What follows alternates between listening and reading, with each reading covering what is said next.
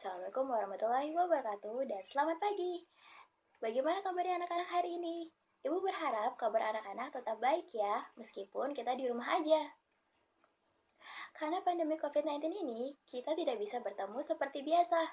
Pasti kelas kita sepi banget ya. Nah, karena itu, ibu membuat video ini agar anak-anak tetap semangat untuk belajar. Sebelum ibu mulai pembelajaran hari ini, anak-anak silakan siapkan buku dan alat tulis kalian sebelum kita memulai pembelajaran hari ini ya. Sebelum memulai pembelajaran kita hari ini, jangan lupa berdoa ya anak-anak, agar apa yang ibu ajarkan hari ini dapat bermanfaat buat anak-anak sekalian. Anak-anak, minggu lalu ibu sudah menjelaskan mengenai turunan fungsi trigonometri. Nah, anak-anak ada yang masih ingat tidak apa itu yang dimaksud dengan turunan fungsi trigonometri? Ada bisa bantu ibu untuk menjelaskan secara singkat apa yang dimaksud dengan turunan fungsi trigonometri? Ya, benar sekali. Turunan fungsi trigonometri adalah turunan yang merupakan fungsi sinus dan kosinus yang didapat dari konsep limit. Nah, seperti halnya sin, cos, tan, kosek, secant, dan juga cotangan anak-anak. Materi itu jangan sampai dilupakan ya anak-anak, karena itu akan berkaitan dengan materi kita selanjutnya. Hari ini Ibu akan menjelaskan mengenai nilai maksimum, nilai minimum, serta garis singgung kurva fungsi trigonometri. Apakah anak-anak sudah membaca buku paketnya semua? Tujuan pembelajaran kita hari ini yaitu yang pertama, siswa dapat menghitung nilai maksimum dan minimum suatu fungsi trigonometri. Yang kedua yaitu siswa dapat menghitung nilai minimum suatu fungsi trigonometri. Dan yang ketiga yaitu siswa dapat menghitung kemiringan garis singgung kurva fungsi trigonometri anak-anak. Selanjutnya yaitu nilai maksimum dan minimum suatu fungsi trigonometri. Anak-anak, ada yang tahu tidak apa itu nilai maksimum dan apa itu nilai minimum? Ya, benar sekali. Nilai maksimum adalah nilai tertinggi dari fungsi trigonometri. Sedangkan nilai minimum adalah nilai terendah dari suatu fungsi trigonometri anak-anak. Menghitung nilai maksimum dan minimum yang diminta adalah dengan mensubstitusi nilai variabel ke fungsi awal anak-anak. Nilai maksimum dan minimum yang dimaksud oleh suatu fungsi adalah nilai maksimum dan minimum yang hanya berlaku pada interval tertentu saja anak-anak. Untuk menentukan nilai maksimum dan minimum suatu fungsi y sama dengan fx, maka ada beberapa langkah-langkahnya anak-anak. Yang pertama yaitu syarat titik stasioner fx harus sama dengan 0 ya. Dan yang kedua yaitu tentukan jenis stasioner maksimum atau minimum dengan menggunakan turunan kedua. Dan yang ketiga yaitu menghitung nilai maksimum dan minimum yang diminta dengan substitusi nilai variabel ke fungsi awal. Nah, catatan ya, nilai maksimum dan minimum yang dimaksud untuk suatu fungsi adalah nilai maksimum dan minimum yang hanya berlaku pada interval tertentu saja ya. Sekarang perhatikan grafik berikut. Titik A adalah maksimum lokal, sedangkan titik B adalah minimum lokal. Jadi sampai sini anak-anak sudah paham ya perbedaan antara titik maksimum dan juga titik minimum. Fungsi sin dan cos memiliki nilai maksimum dan minimum yang sama. Nah, nilai maksimumnya yaitu 1 dan nilai minimumnya yaitu negatif 1 anak-anak. Berbeda halnya dengan fungsi tan. Fungsi tan memiliki nilai maksimum tak hingga dan nilai minimum negatif tak hingga. Puncak pada bukit merupakan nilai maksimum dan titik terendah pada lembah merupakan nilai minimum. Rumus fungsi sin yaitu fx sama dengan a sin gx tambah c. Dan rumus cos yaitu fx sama dengan a cos gx tambah c. Nah, memiliki nilai maksimum harga mutlak A tambah C. Dan nilai minimum yaitu negatif harga mutlak A tambah C anak-anak. Nah, nilai maksimum dan minimum ini dapat digunakan untuk menentukan nilai amplitudo. Nilai amplitudo yaitu 1/2 kali nilai maksimum dikurangi nilai minimum ya. Sekarang perhatikan grafik fungsi f(x) sama dengan sin x.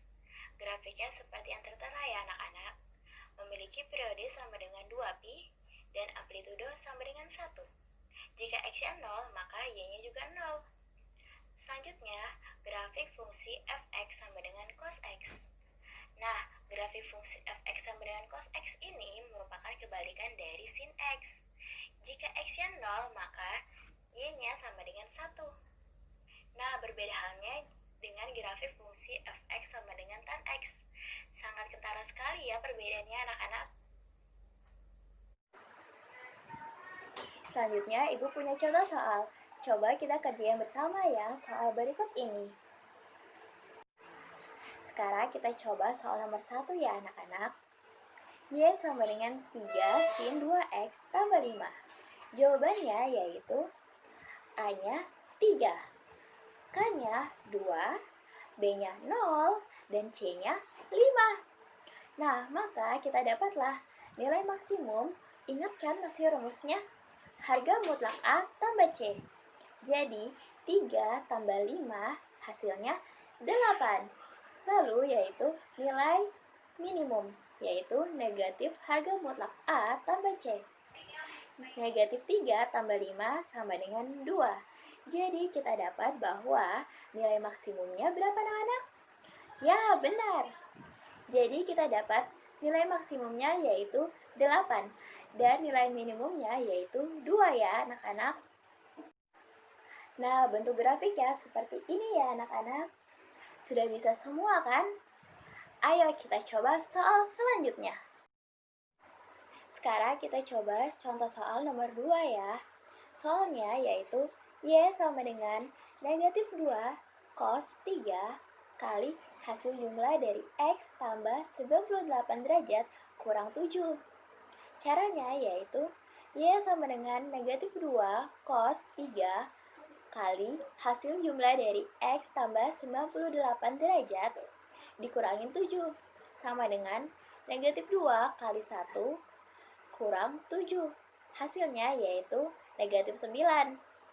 Nah, sedangkan yang kedua yaitu Y sama dengan negatif 2 cos 3 kali X tambah 98 derajat kurang 7 sama dengan negatif 2 kali negatif 1 kurang 7 sama dengan negatif 5.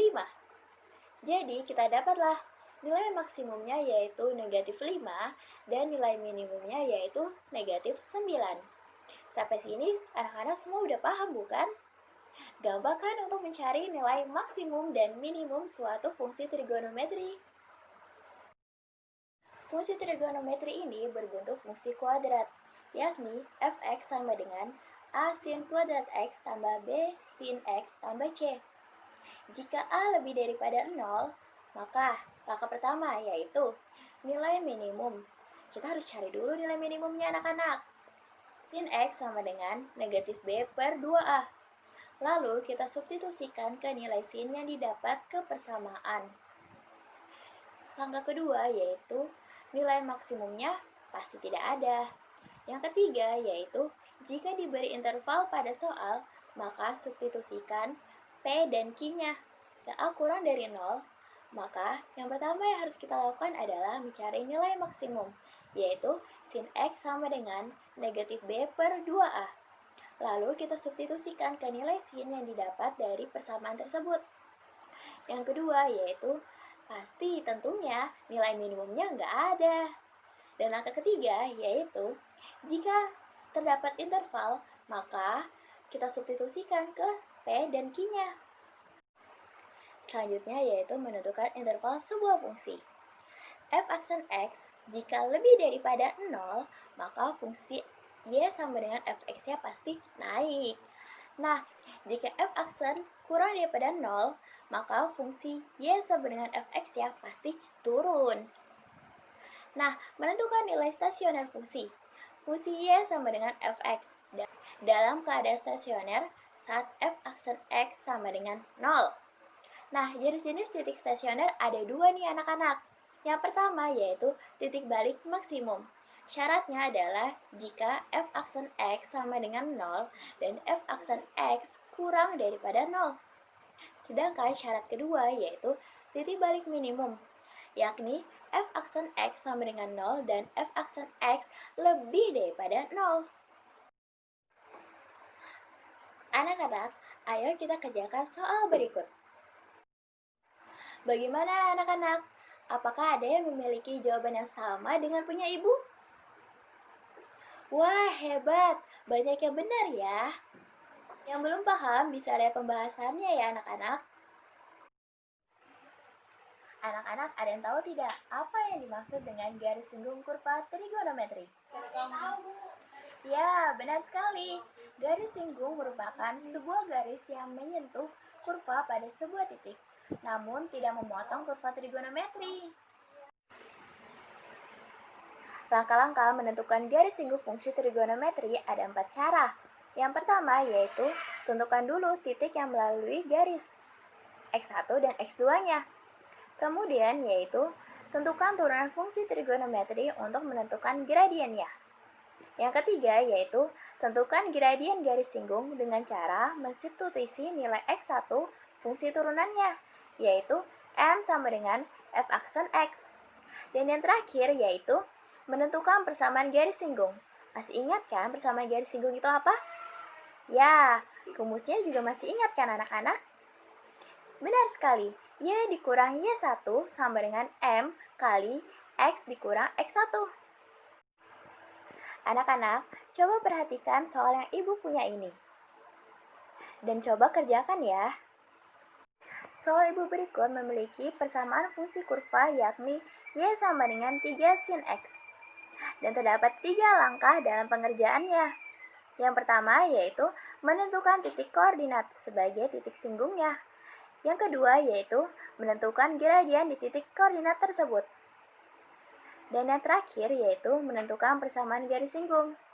Dan kita dapatlah persamaan garis singgungnya yaitu y sama dengan 3x. Apakah jawaban anak-anak sama dengan jawaban ibu? Jika benar, berarti kalian sudah paham apa yang ibu jelaskan. Dan bagi yang belum paham, bisa diperhatikan ya penyelesaiannya. Nah, gambar grafiknya seperti yang tertera ya anak-anak. Semoga anak-anak paham apa yang sudah ibu ajarkan hari ini.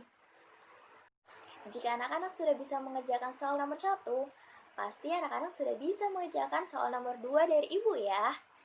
Nah, apakah jawaban anak-anak sama dengan jawaban ibu? Ayo kita lihat pembahasan berikut. Nah, soalnya yaitu y sama dengan 2 sin x tambah cos x. Nah, berada pada titik x sama dengan 0. Langkah pertama yaitu menentukan titik koordinat atau ini merupakan titik singgungnya. Kita peroleh hasilnya yaitu 0,1.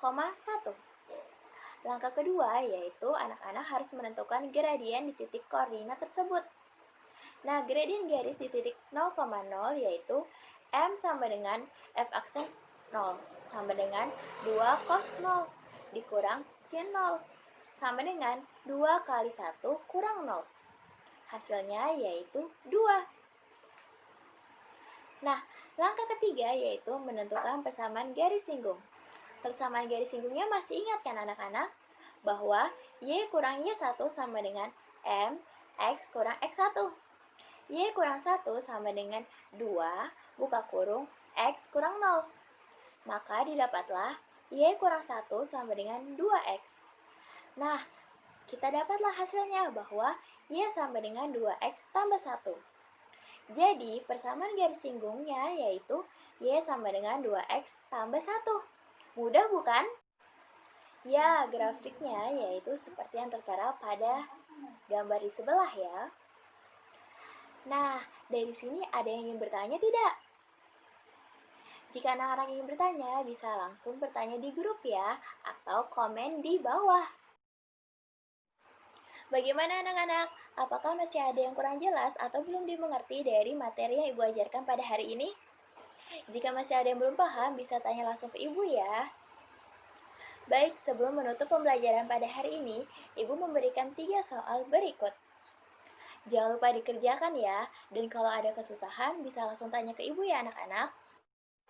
Untuk pertemuan selanjutnya, kita akan mempelajari materi turunan kedua suatu fungsi. Ini merupakan materi lanjutan dari materi pada hari ini anak-anak.